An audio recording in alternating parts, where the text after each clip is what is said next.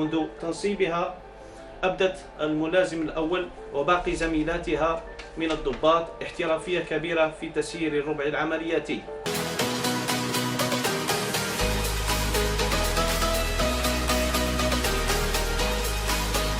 المهمة التي أقوم بها كرئيس الربعية لمركز مراقبة المهمة الجزائر هي مهمة عملياتية بالدرجة الأولى، تتطلب جهد كبير، تركيز، يقظة والدقة اللامنتهية في العمل. يعني باختصار مهمة لا يحتمل فيها الخطأ، صفر أخطاء.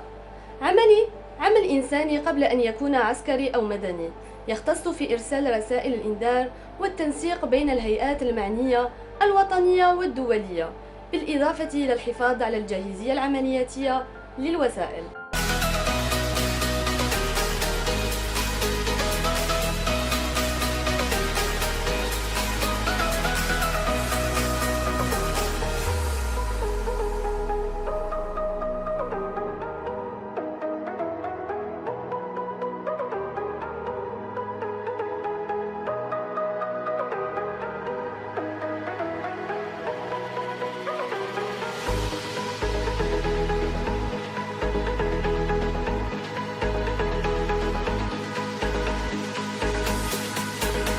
لطالما كان حلم الطفولة الانخراط في صفوف الجيش الوطني الشعبي سليلة جيش التحرير الوطني، واليوم بانتمائي إلى هذه المؤسسة العسكرية العريقة أصبح واقع أعيشه بكل اعتزاز وفخر كبير، حيث دخلت معترك الحياة العسكرية عن قناعة واختيار تام، ولم يكن أبدا وليد صدفة.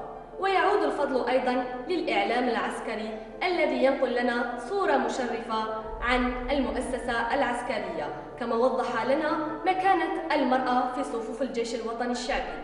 وبعد تحصلي على شهادة البكالوريا بتقدير جيد، كان تفكيري موجه مباشرة لقوات الدفاع الجوي عن الإقليم، هذا السلاح الذي يتطلب قدرات فكرية وعلمية وبدنية خاصة وكبيرة جدا، نظرا لحساسية ودقة المهام الموكلة للفرد العسكري.